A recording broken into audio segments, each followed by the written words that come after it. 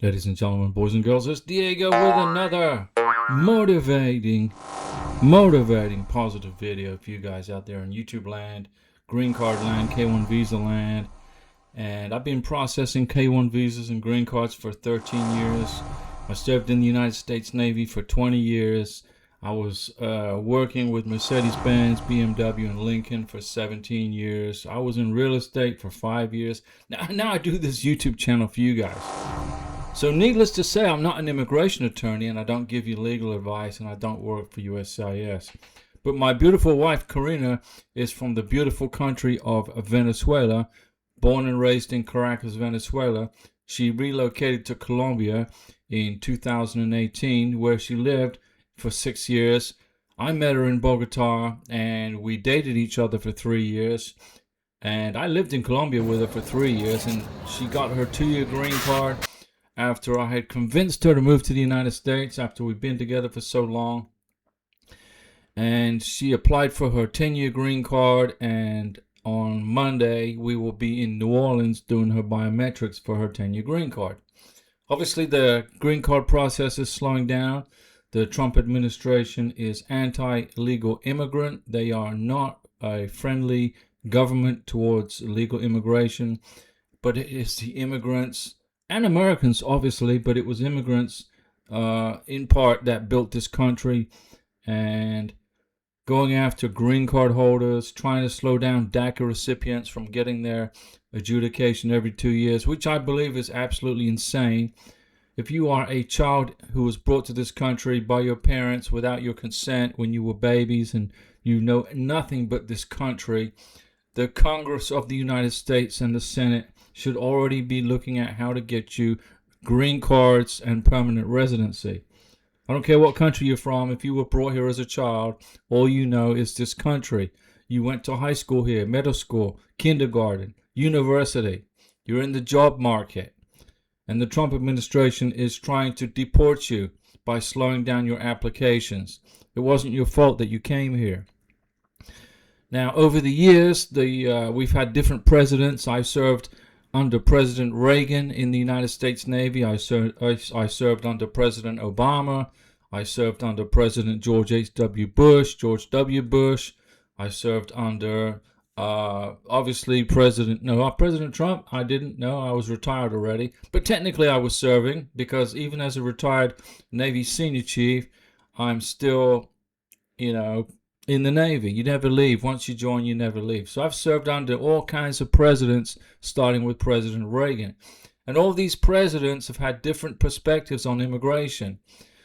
And this video is going to give you an insight into their mindset and their opinions and what their, jurisdiction was as far as authority with immigration. So here's a few clips from President Obama, President Bush, President Clinton, and obviously President Reagan. All Americans, not only in the states most heavily affected, but in every place in this country, are rightly disturbed by the large numbers of illegal aliens entering our country. The jobs they hold might otherwise be held by citizens or legal immigrants. The public service they use impose burdens on our taxpayers. That's why our administration has moved aggressively to secure our borders more, by hiring a record number of new border guards, by deporting twice as many criminal aliens as ever before, by cracking down on illegal hiring, by barring welfare benefits to illegal aliens.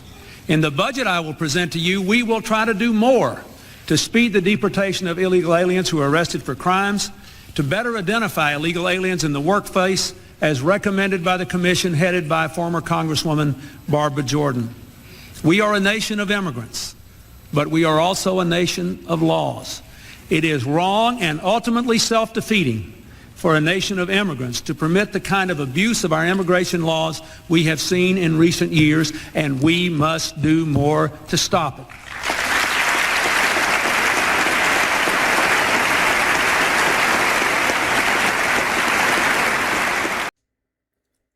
So President Clinton was addressing the illegal immigration problem we had in our country back in the State of the Union address in 1995.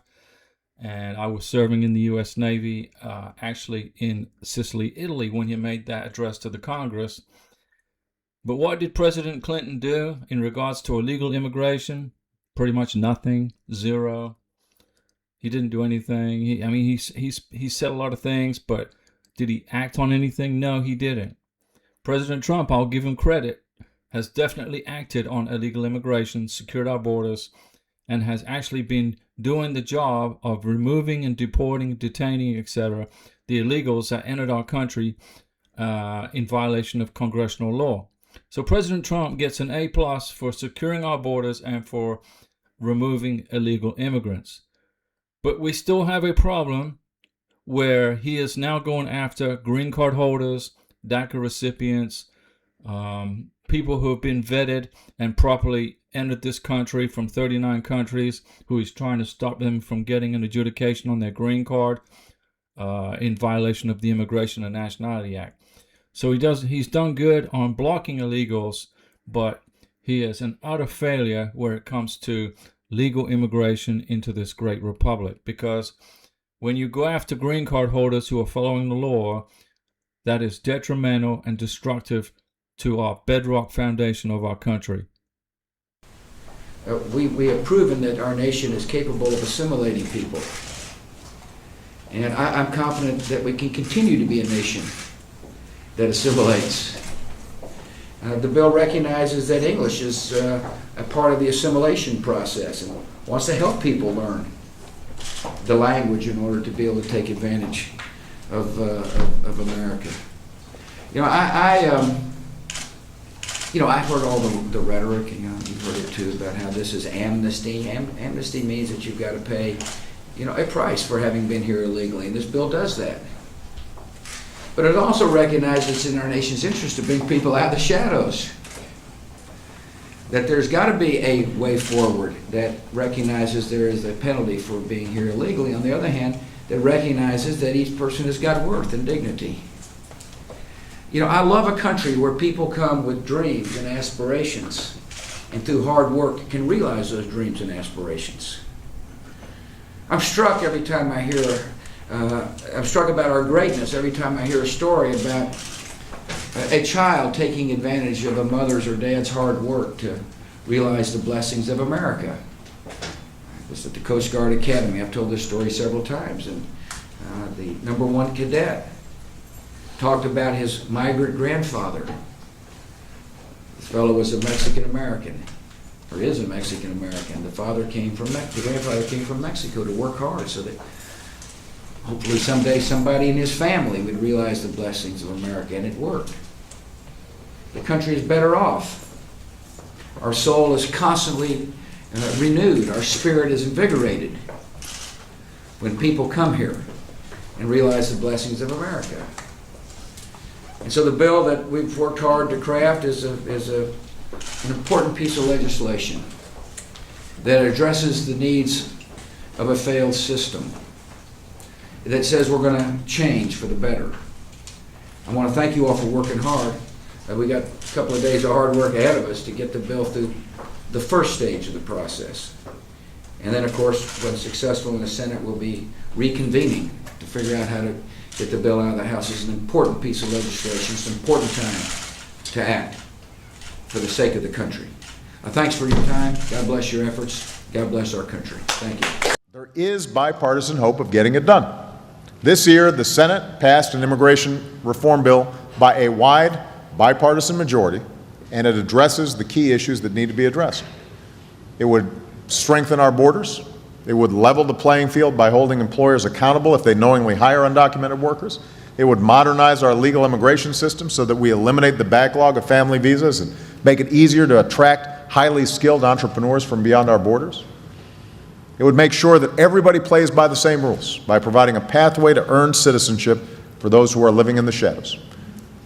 A path that includes passing a background check and learning English and paying taxes and a penalty and getting in line behind it, everyone trying to come here the right way. And each of these pieces would go a long way towards fixing our broken immigration system. Each of them has been supported by Democrats and Republicans in the past. There's no reason we can't come together and get it done. And what's more, we know the immigration reform that we're proposing would boost our economy and shrink our deficits. Independent economists have said that if the Senate bill became law over the next 2 decades, our economy would grow by $1.4 trillion more, and it would reduce our deficits by $850 billion more. And you don't have to be an economist to figure out that workers will be more productive if they've got their families here with them. They're not worried about deportation. They're not living halfway around the world. This isn't just the right thing to do, it's the smart thing to do. Right now, it's up to Republicans in the House to decide if we can move forward as a country on this bill. If they don't want to see it happen, they've got to explain why. The good news is, just this past week, Speaker Boehner said that he is hopeful we can make progress on immigration reform. And that is good news. I believe the Speaker is sincere. I think he genuinely wants to get it done. And that's something we should be thankful for this week. And I think there are a number of other House Republicans who also want to get this done.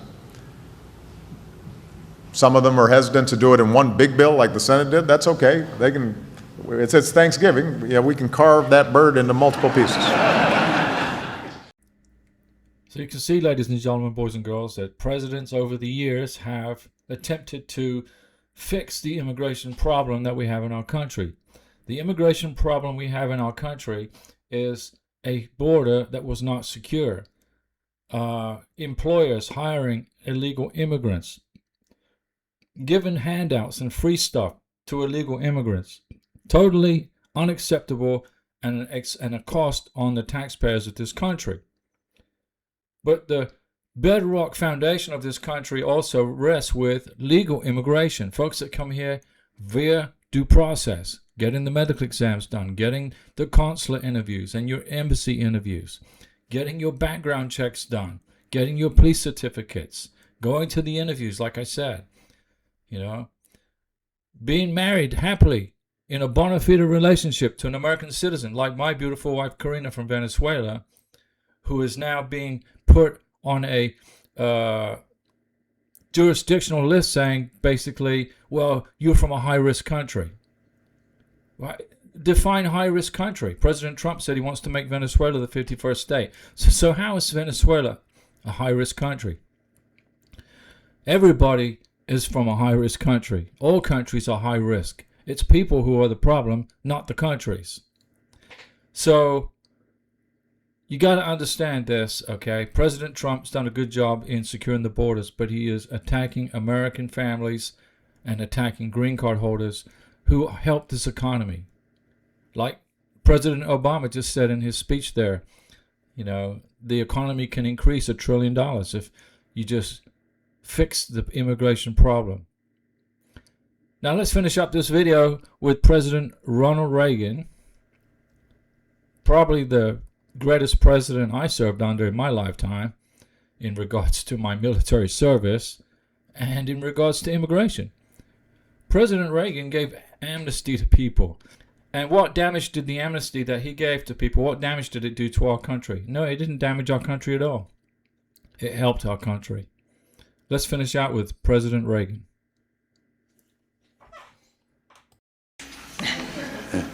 And since this is the last speech that I will give as president, I think it's fitting to leave one final thought, an observation about a country which I love. It was stated best in a letter I received not long ago.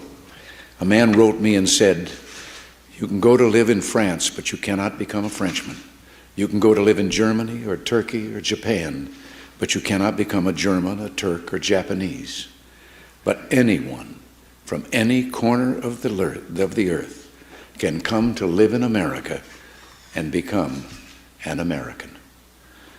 Yes, the torch of Lady Liberty symbolizes our freedom and represents our heritage, the compact with our parents, our grandparents, and our ancestors. It is that lady who gives us our great and special place in the world. For it's the great life force of each generation of new Americans that guarantees that America's triumph shall continue unsurpassed into the next century and beyond. Other countries may seek to compete with us, but in one vital area, as a beacon of freedom and opportunity that draws the people of the world, no country on earth comes close. This, I believe, is one of the most important sources of America's greatness. We lead the world because, unique among nations, we draw our people, our strength, from every country and every corner of the world. And by doing so, we continuously renew and enrich our nation. While other countries cling to the stale past, here in America, we breathe life into dreams, we create the future, and the world follows us into tomorrow. Thanks to each wave of new arrivals to this land of opportunity, we're a nation forever young, forever bursting with energy and new ideas, and always on the cutting edge, always leading the world to the next frontier. This quality is vital to our future as a nation. If we ever closed the door to new Americans, our leadership in the world would soon be lost. A number of years ago, an American student traveling in Europe took an East German ship across the Baltic Sea.